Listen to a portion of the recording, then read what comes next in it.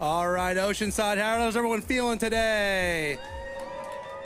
Guys, we're so glad to be here at the Supergirl Surf Pro, featuring a lot of women empowerment. We're doing a panel today of sustainability. We're really stoked, so please make your way to the hashtag goals stage. We're gonna get started here. Guys, Gillette Venus is very proud to present the Board of Trustees. This is gonna be a discussion on women's pivotal role in Oceans Conservancy, featuring Carissa Moore. So let's give them a big round of applause, guys, and we're gonna get started off today, okay? Awesome, thank you. Hi guys, thank you so much for spending some time with us today. My name is Mianne and I'm here on behalf of the Venus brand. We are gonna have some really cool conversations with our board of trustees here. But first, I just wanna take a moment to explain why Venus is here. Venus takes the ocean as our source of inspiration. It is why you'll see, images of the beach, ocean, like tropical plants and flowers, anytime that you see our brand. We chose this over 20 years ago when we first launched, but it really needs our help. So we're seeing tons of, climate change effects on the ocean. We know that marine habitats are being affected. We're seeing coral reefs facing huge bleaching events. Even the color of the ocean is changing, and that's a really big deal because it is a huge source of life. Did you know that actually every other breath you take comes from the ocean? And that's why it's so important for us to really focus on, understanding about it a bit more, learning how to protect it, learning how to conserve it. And one other thing that we find a bit disheartening is, according to the UN, women are more vulnerable to climate change because of socioeconomic, cultural impacts. But at the same time, women aren't, fairly represented and equally represented at the table to help contribute to the solutions of protecting it. So we hope that we can spend a little bit of time today to hear from some women who are doing some amazing things for this work, and that you'll walk away with a bit more inspiration, a bit more motivation to start engaging on this topic as well.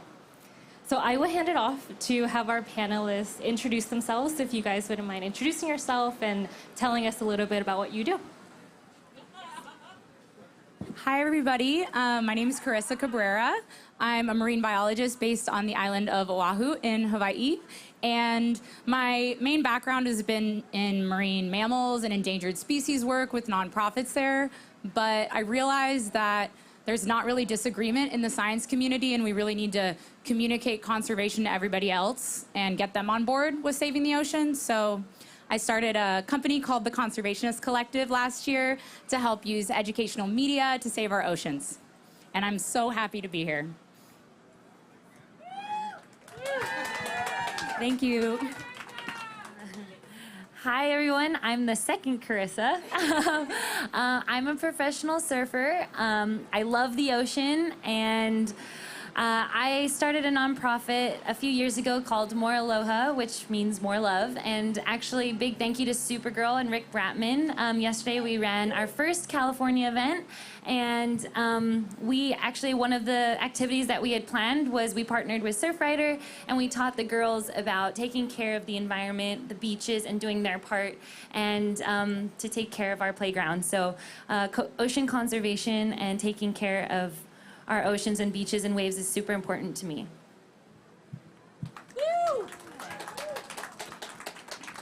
Hi guys, my name is Andriana Fergola, but everyone calls me Andy. I am also based in Hawaii. I am a marine biologist and conservationist, as well as a shark safety diver on the island of Oahu. So I work a lot with conservation and communication, just specifically with sharks, but also generally with ocean conservation and just teaching people ways that they can get involved in those different conservation efforts through social media, which is a really big thing that I've been pushing for recently. And I also have a side business called Mano Wahine, which is a small conservation jewelry line where I'll make jewelry out of the fishing line that myself and my teammates, we actually cut off of the sharks in Hawaii. So raising that awareness through jewelry and social media is a really big project for me.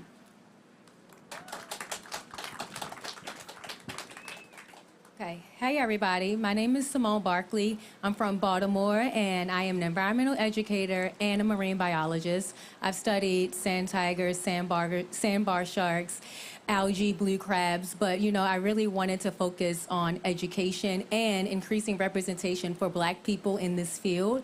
And so one of the projects that I've really focused on is called A Piece of Nature. They are STEM kits that I've created that include a video of me doing a tutorial of an activity that's paired with a book that actually includes characters that look like everyday people, especially Black people, in the environment. So only about 11% of children's books include Black characters, and that's really not a great representation. And so I really wanted to highlight that and to make sure that Black people feel like they have a space in the environment and that they can show their support. And so in addition to creating the STEM kits, me and a few of my friends from undergraduate, we actually created an organization called Black and Marine Science. And so the goal is to amplify Black people who are in this field and to retain them in this field. Because as we've all have mentioned, right, like ocean conservation is a priority, and it's going to take everyone to conserve the ocean and to protect it.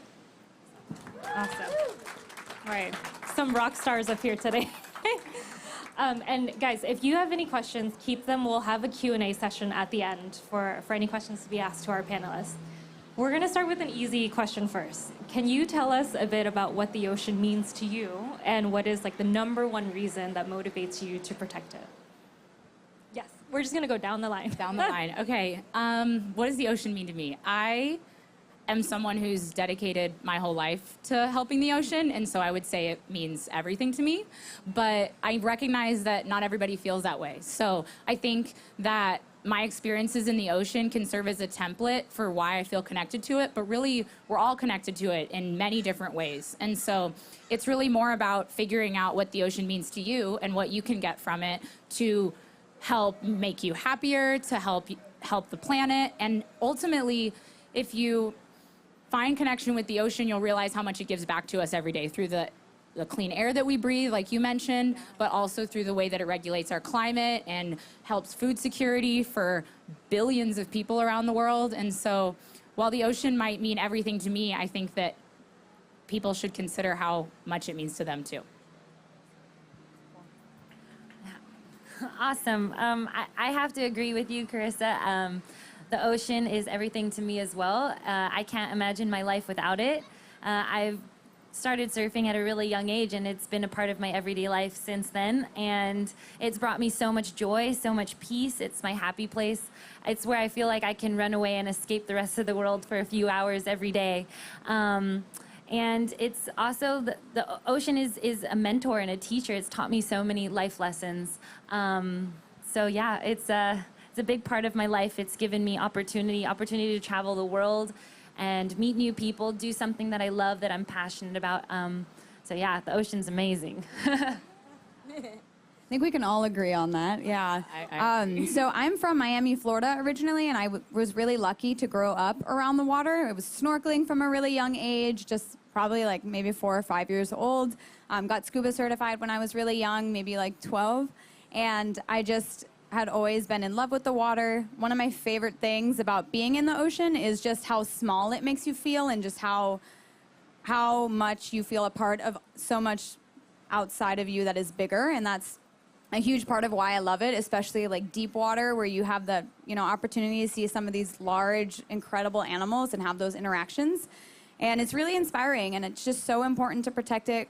Both of you guys hit great points already on why we need the ocean to keep our air clean, to keep primary food source for a lot of other communities. There's so many other things that the ocean provides, even like shoreline buffering to kind of protect those coastal communities, protecting from big storms. And that's only a couple things that it really does for us. So all those different components are really important. So the more that we do to help protect it, the more that we're actually doing to protect ourselves.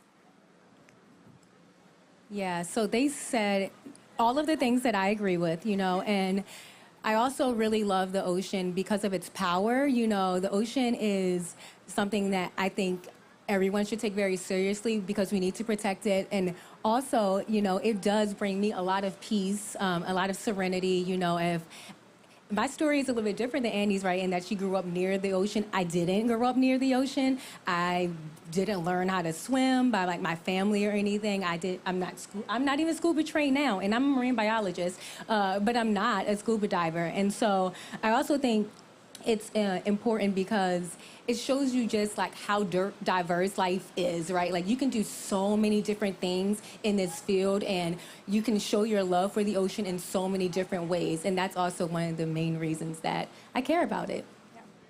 And Simone, I'd love to build on that because I didn't grow up around the ocean either. And when I was in school a while ago, it wasn't really an option to like find a career in ocean science or marine biology or surfing. I don't even know how to swim.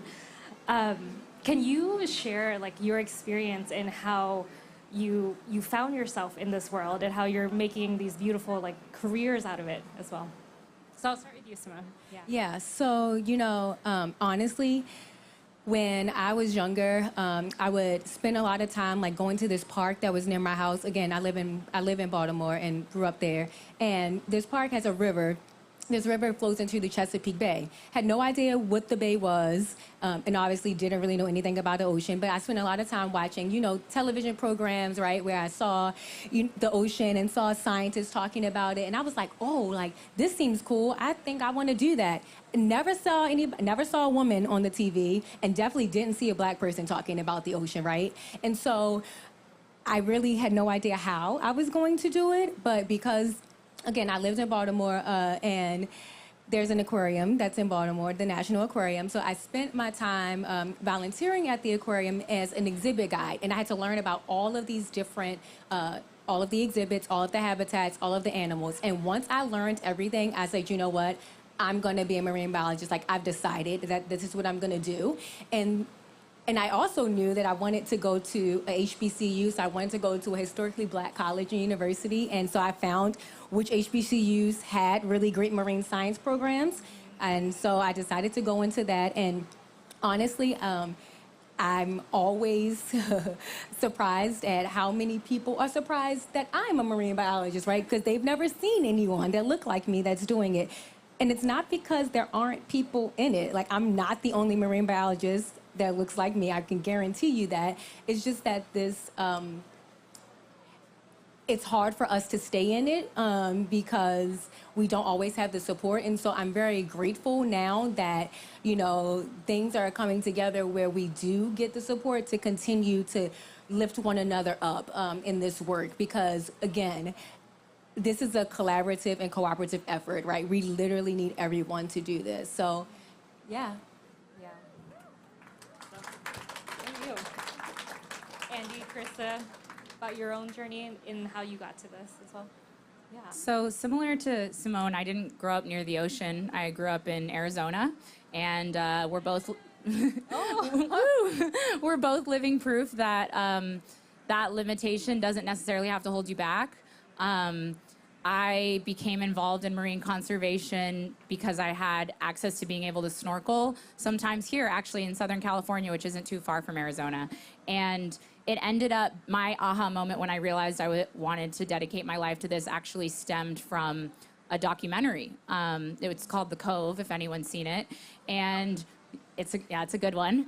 And I remember that I realized that day when I watched it that there wasn't enough people working on these issues, and that how important the ocean was to us and how much energy is needed to go towards conservation right now. So it started there, and it's been going on for 10 plus years since. Awesome. And Andy? Yeah, so I kind of mentioned already that I was from Miami, so I had just the really amazing opportunity to grow up near the water and just have a family that was really supportive. My dad really pushed me to get scuba certified as soon as I was old enough to do so, and taking those opportunities, getting in the water, and I had a lot of family and friend support for all of that. So it made me really comfortable just being in the ocean at a young age. And then basically after I graduated high school, I feel like my moment where I was like, oh, this is really what I need to dedicate my life to. I went to Hawaii for my first time, and there's a dive on Big Island where you can actually do a night dive where you're swimming with manta rays. So my first time seeing manta rays in the wild, always had been really intrigued by them, absolutely love them as an animal. it was really amazing. And it just like going down, you just sit on the seafloor, and then there's all the divers with all the lights. And then we were really lucky. We had over 20 mantas that night, which is really good. And they're just like ballet dancing above you. It's just so incredible. And it's just like, after that, I was just so in awe from it, but I didn't really realize it until a month or two later when I was just consistently watching the videos from the dive over and over again. I'm like, I need to, do this. So that was really the moment that solidified my change into going into conservation and just marine biology in general. If I could swim, I would switch places with you, for just one sit on the day. bottom. You can just sit Thank there you. and watch You them. can do it. Please take me with you. But I think a lot of people here would agree with me on that. And I think that's a really great thing because we need more women and girls in these fields. But we know that they face a lot of barriers when they come into STEM careers in science and in maths. What are some challenges that you've faced and how have you overcome them? So Simone has highlighted that people of color are really underrepresented in STEM fields, and that's also the case with women. And it's thought that around middle school is when young girls end up turning away from science fields, and so that's a really formative time period, and it's one of the reasons why I love teaching middle schoolers. And I think that there's such a place for mentorship with women, because if you see someone, you're seeing girls up here and you're seeing girls who look like you doing what you want to do, then it becomes tangible and something to aspire to, and you know that it's possible. And so that's where mentorship comes in, and that's where our awesome projects have come in, because we've been able to serve as an example to young girls that these barriers can be broken and everyone is welcome. Well, as far as what I experience daily, so I work on a boat, right? So I'm a safety diver, and I work bringing people out in the water, seeing sharks firsthand, and there's a lot of sexism just in general with working on boats, and it's just like a crazy struggle. A lot of times we have an all-woman crew, which is a really cool part of where I work, and so we've literally had men come up to the boat, and it's a woman captain and myself. It's just a two crew, and they're like, "Where's your captain?" It's like, it's the woman driving the boat right here. It's like, oh no, I'm expecting it to be a man. Or they're like, where's the man that's supposed to be on the boat? And those kind of comments, it's a really damaging thing, especially to people that aren't really confident and they don't really realize that it's something that as a woman, you're capable, you're just as strong, you can do all of the things that a man can, and it really has an impact on people. And it's just something that even comes up, from when you're going through school and all of those different things, and, mentors maybe not pushing you as much as men and that kind of stuff. And even when I work, actually having guests out on the water, sometimes I'll have guests that don't take the safety instructions seriously. And I mean, you're working with wild predators. You would think that it would be pretty, common knowledge, I should listen to the expert, but just because a lot of times it is a sexist perception, just thinking that, oh, well, I can be a little bit more authoritative over her because she's a woman in the situation, when in reality, you don't know anything about sharks and you really are relying on me to keep everything safe for you. So just those types of things really common all the time. And even for body image, it's a big thing for me too. A lot of times comments from men and women, but a lot of things with being in a bathing suit. People say, oh, you're unprofessional because you're in a bathing suit. You should cover up. And that type of stuff, you're literally working in the ocean. There's a moment you're going to be in a bathing suit. It's your outfit, it's what you're wearing. So we really, try to minimize that by staying covered most of the time, but it's just something that I feel we shouldn't really even have to do or worry about. Yeah. Yep. Yeah, Andy, I totally agree and have experienced many of the things that you just shared. Some different things that I've experienced. Of course, right, my experience is going to be a little bit different because I'm dealing with barriers as a Black person in this field and as a woman, and so, I mean, I've had, work that I've written, academic papers been submitted without my name on it. I've had, which is crazy, especially because this field is if you, depending on what part of this field you're in, if you're a researcher, like academia and writing journals is your life, right? Like that's what you need for you to be successful. I've also, I like nails, y'all. Like I like my nails to be long. I like nails. And I've had someone ask me like, oh, like they let you have your nails like that? First of all, I was in charge, so no one let me. I run this. Yeah. But second, also, yes, I can do my job with nails. You know, like why is it that we have to tone down who we are, right, to do this work? We don't have to do that, right? And so I think that there are, the list is endless. You know, I've been not asked to speak because, or, you know, when there are subjects that I do have expertise on, I haven't been considered. And then there are other times where I only get asked because I'm Black and or a woman, and they want me to be used as a token, right? And so there are so many things that we face, and I'm very grateful and happy that women like us continue to do this work despite that, right? Because we know how important it is. Yes.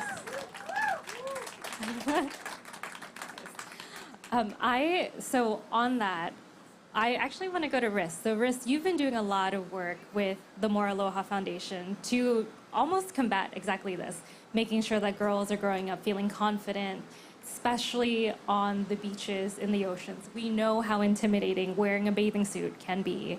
And just at that middle school age, like you really start to notice your body and how it's changing. I'll start with Riss first, but I'd love to hear, like, if you can give a young girl one piece of advice as she's going into this and facing some of these, like, intimidation and barriers in this space, what would it be?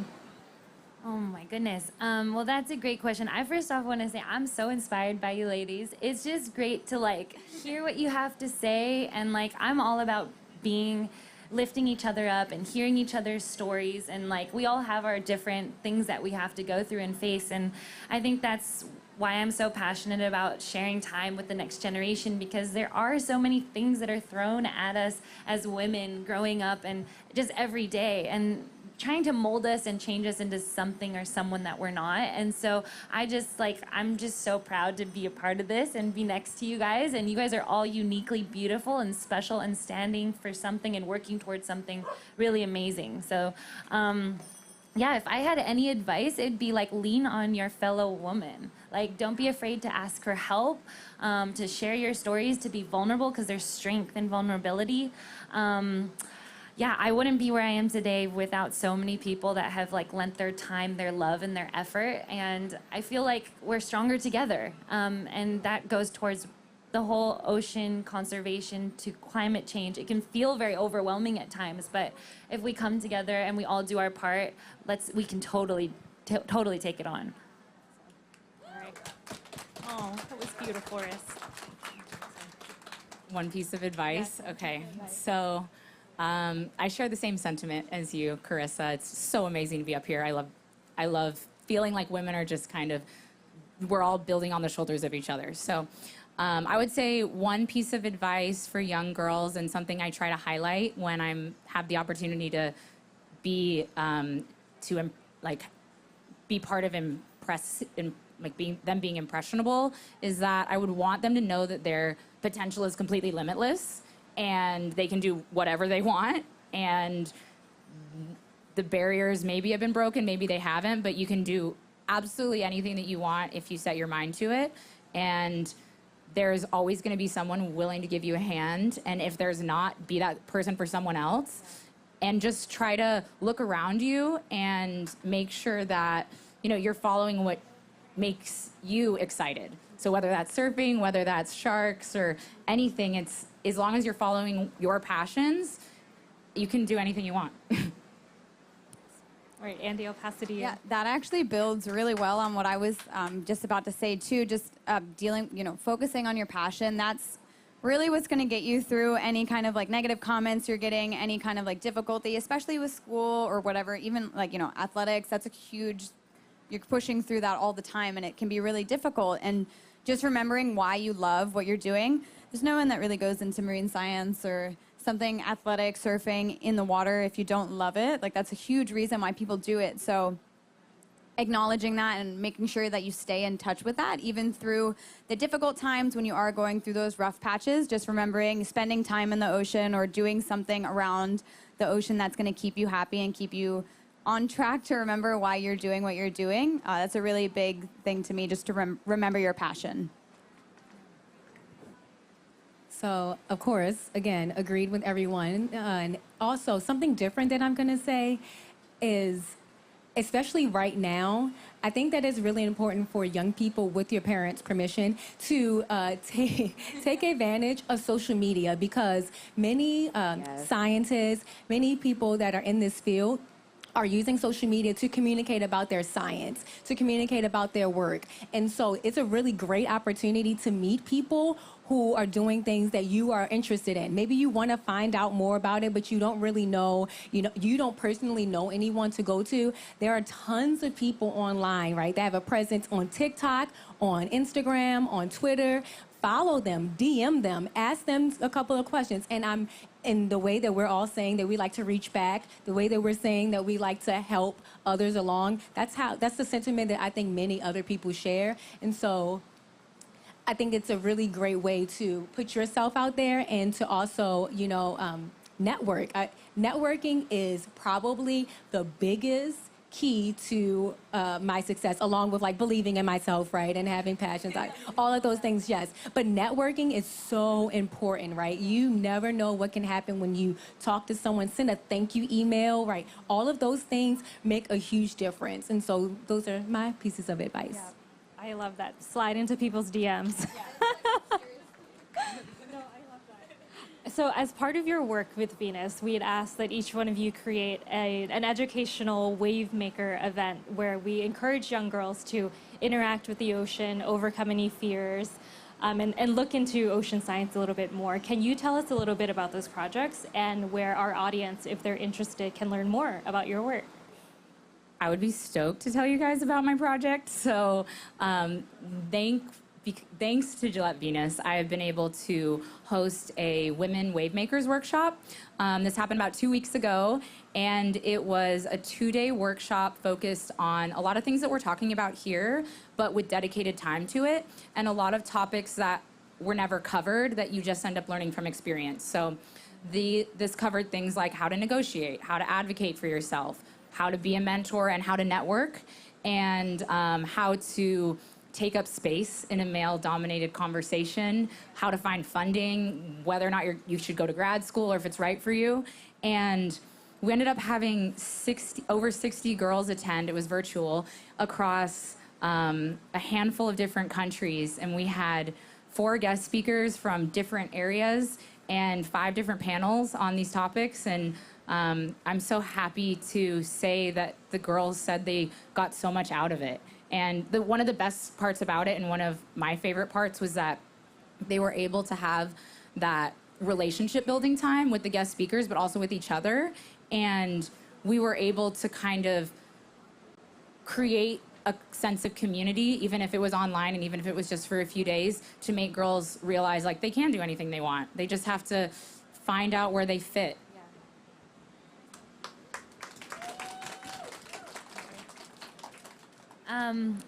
I want to say a big thank you to Gillette Venus as well. They have an Athlete for Good fund, which they donated money to my nonprofit, More Aloha, which has given me opportunities to run events like yesterday.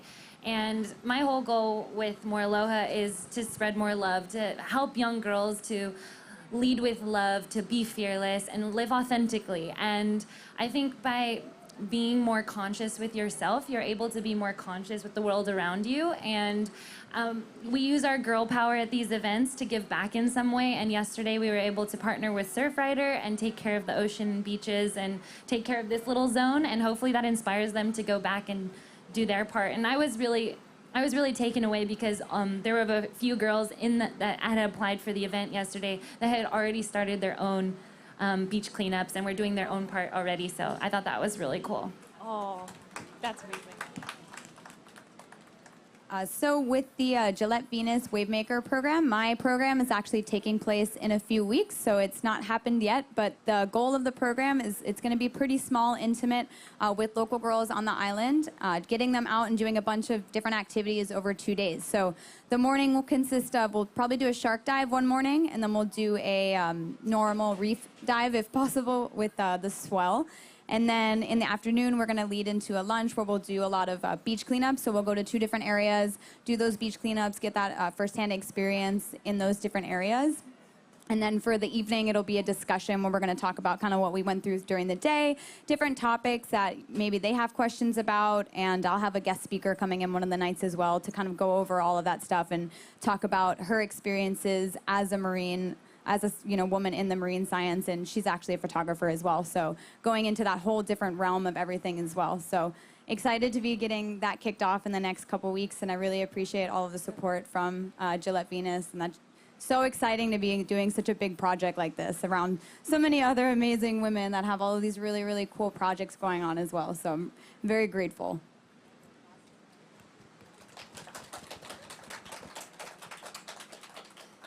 So my Venus Wavemaker project took place on September 7th, and it was held at a park in Baltimore. And it was a very small and intimate group as well, because mine was in person. And so these young ladies came and rotated through 5 stations where they learned about different topics of marine science. So they learned a little bit about sea turtle diets and threats that sea turtles are facing. They learned about hydrothermal vents. We did a hands-on demonstration for that. They learned, so one of them was the activities I'm very proud of, because I got a young lady who asked me to mentor her maybe 2 years ago. So she just graduated from high school, and she was a musician, but she really likes marine science. And she didn't know how to merge marine science and music. She was trying to figure it out, but she didn't really have the answers. And so when I decided to do this particular event and came up with the idea, I asked her, Nashe, would you like to run something for this event? How can you bridge music and marine science? And so she did a station that was called Soundscape of the Ocean, where she took trash and she helped the kids to create instruments from them, and they all made their own song. Y'all, this was so beautiful to see, because Nashe didn't know what to do, and I'm very proud of her for thinking and for talking with me, right, and letting me give her feedback. And you could see that there were girls there who maybe they also were interested in music, right? Maybe they didn't know how you can merge 2 things that you care about to 2 of your passions, because it's not a clear path. And so I think that was, for me, the best thing about my event was that I was able to not only give the young ladies who attended, but also the women who worked with me on the project, they were able to also, build their confidence as marine scientists, as conservationists, as educators. And so I'm very, very excited and grateful for this opportunity too. What I find so interesting and inspiring about this group and this community is we didn't have any criteria for the grant. We said, hey, we want to help. What do you want to do? And each one of you came back with something that was very community focused, very hands-on, focused on young girls. And I find that even your friends, right, were all cheering you on. So many other women got involved that weren't a part of this.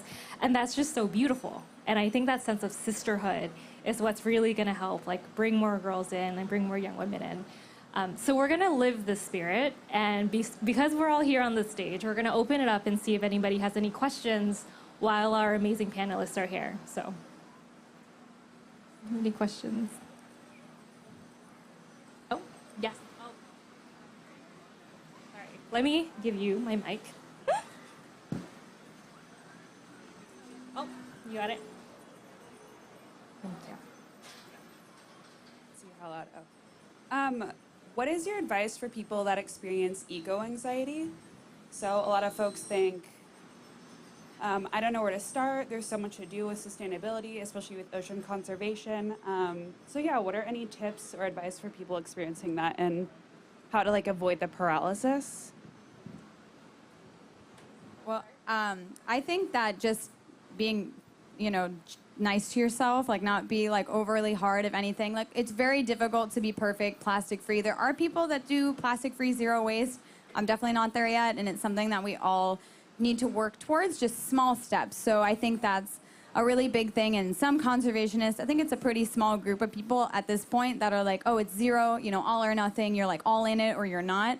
And I think that's really damaging for conservation because then it overwhelms you and you're like, oh my God, there's nothing that I can do about it. And that's horrible for conservation. So just doing those small steps, like, if you're able to do plastic free for one meal or something like that, incorporating those small changes rather than trying to take on a lot at once. And then once the small change becomes easy for you, then you can add more, right? And then it still makes a difference, even if you're like, oh, it's just one meal a day. That's a lot through your whole life. So those small integral changes, I think, are what's going to make it a lot easier. And then, if you do have to use plastic or you do have to, not carpool or whatever the situation is, just forgive yourself for it. Don't be like, I'm the reason that the environment is burning. 'Cause I feel that. I'm like, I am the problem. And it's like, you just the small steps, I think.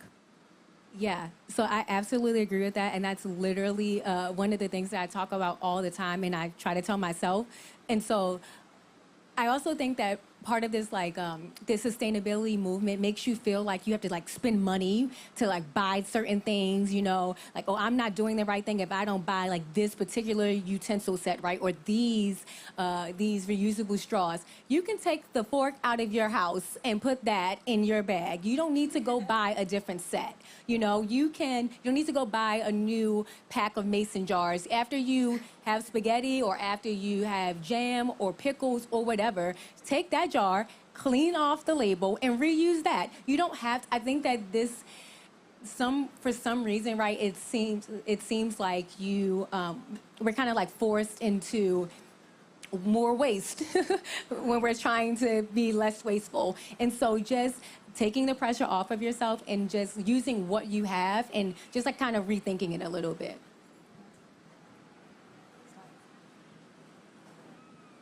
So I have my grandkids in this area, my youngest grandkids, and I was just wondering, you're all such great resources, and my daughter knows Carissa from the North Shore, and I just want to just ask, for parents of young kids, because we know better to start, almost when they're born, right, or in utero, resources for parents that are, not so overwhelming and or preschools, a website, a list, something that's concrete, that's fairly easy, that's just a start. I would say that, and this kind of goes off what she asked too as well about eco-anxiety, is the best thing that you can do right now is unplug and go be part of a community, a nonprofit. So that depends on where you live, right? It could be Surfrider, like Carissa mentioned, and she was able to participate in yesterday. But take your daughter, your son to a beach cleanup. Take them to join an organization together, experience it together. And when you're feeling overwhelmed, because I think that we can all agree here that the current challenges the ocean's facing are overwhelming.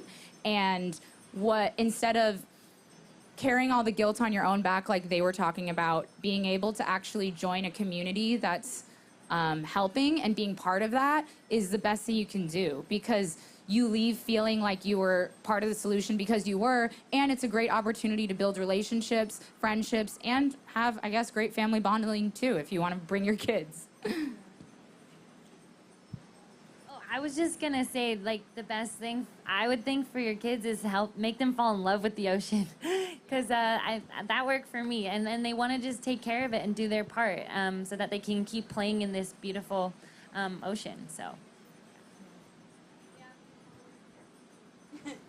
Hi. So I'm a wildlife biologist, and a lot of my career is focused on conservation, which is super awesome and just really exciting.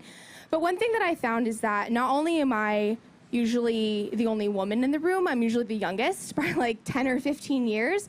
And so I think sometimes, if I'm being honest, it can be hard to build confidence to say my piece and to say what I need to say. So can you guys speak into that at all? What's your take? Those old signs, I'm not gonna.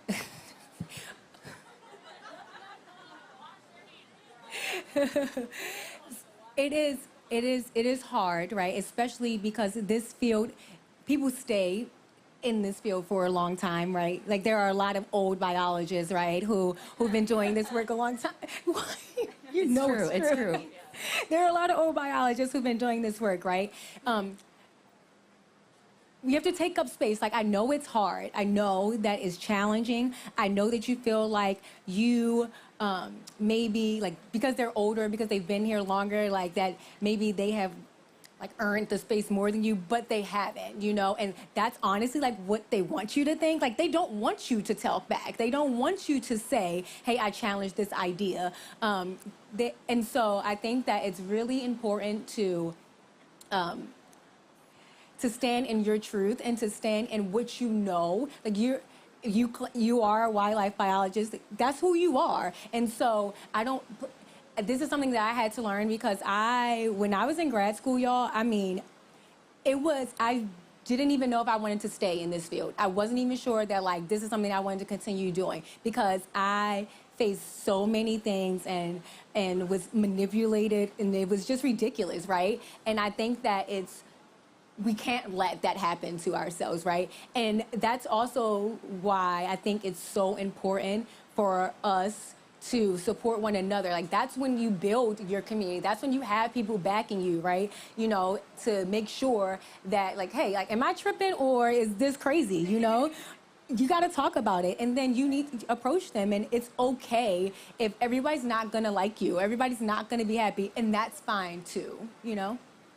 I think another thing, just also to help you out, the more you know, the more information you have on real facts, at the end of the day, you get more confident. You're like, I know this information. I have the facts based on this discussion. I can say my piece with that confidence. I think that's a huge thing that really helps me whenever I do a presentation or if I'm in a room with other people. Just knowing more about the subject. They can't tell you you're wrong if you know the right, you know the right information. You're like, okay, that's nice, but this is literally the statistics or whatever, you know, you're dealing with in the conversation. And I think that's just something that's always really helped me is just having that really strong knowledge and researching maybe before a meeting or before whatever kind of event you're doing, just doing a lot of background work on what's going on, what's the specific statistics behind all of that. And I think that'll help you just naturally feel more confident because you'll have all that information already.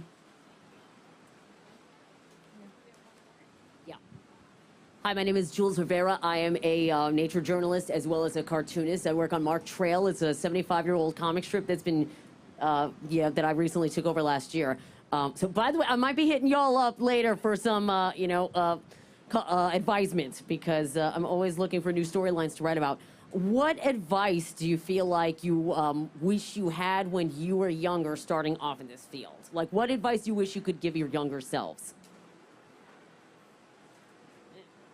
I think if I was to give myself any advice, it would be progress, not perfection. I think I've been pretty hard on myself my whole career, my whole life, and I'm just starting to like be a little kinder and talk a little kinder to myself and have a lot more fun. I feel like if we're having more fun, I feel like that's when the magic happens and you find your flow. So I guess just have more fun and not try to be perfect because there's no such thing as perfect.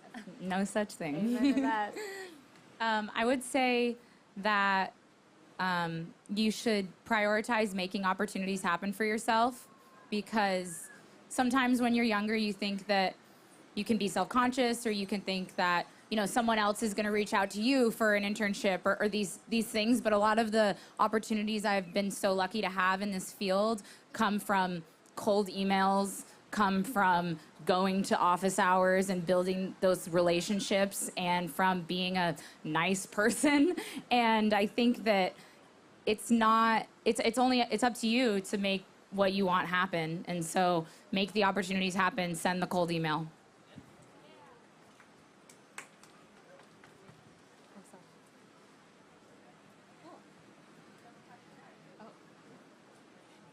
I'd love to hear your happy memory that you've all had with the ocean.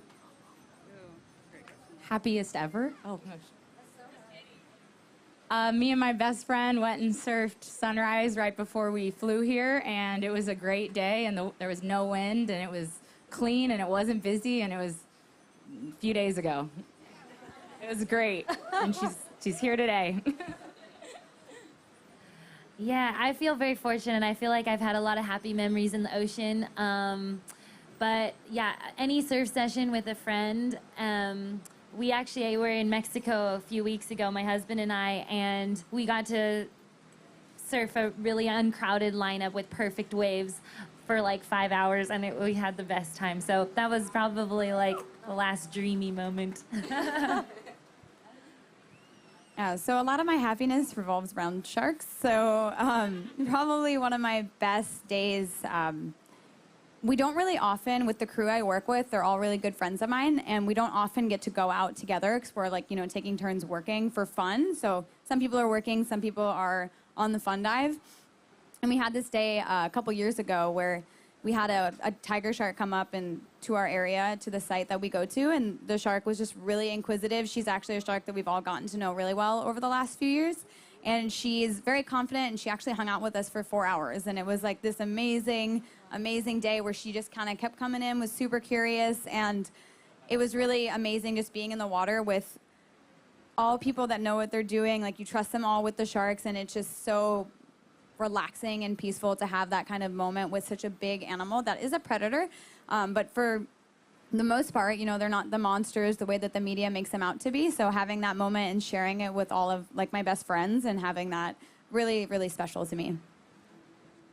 Yeah, I don't know one moment that I think is the best. It is very hard. But I actually do think it was a time when I was researching sharks, and probably the first time I worked up a shark on my own.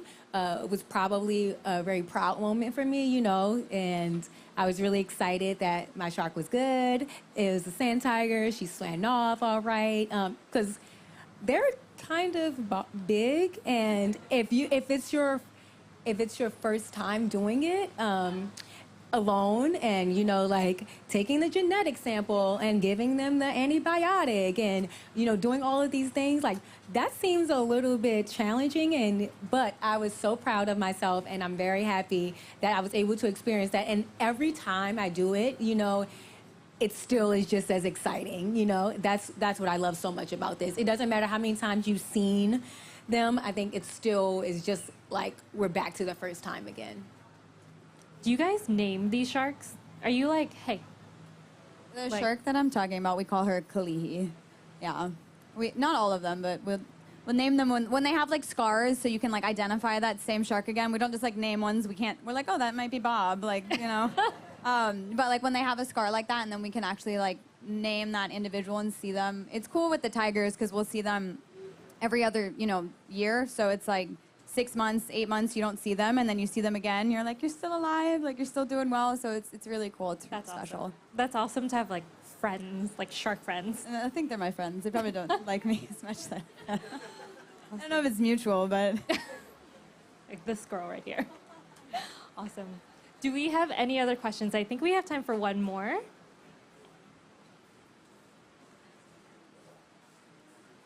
Oh. What's a mistake you made in the industry that you wish or that you learned from? It's a great last question. Ooh, I have one. Thank you, Simone. When I was in grad school, I wanted to. So my thesis was on sand tiger sharks and angular perceptions of shark fishing in Delaware, and I really wanted to focus on one of my chapters. I did 2 chapters. I really wanted to focus one of my chapters on outreach and education and why it's important. And I was told that education is separate from this research, and the reason I think this is my biggest mistake is because I didn't talk back and say no, this should be included, right? This should be something that is prioritized. This is worth my chapter, and I didn't do that, and I ended up spending way longer writing another chapter that was based on what my advisor wanted me to write it on. And not what I knew that I should be doing. But guess what? It's okay because I do outreach and education now. So it doesn't matter. But that's definitely what I learned.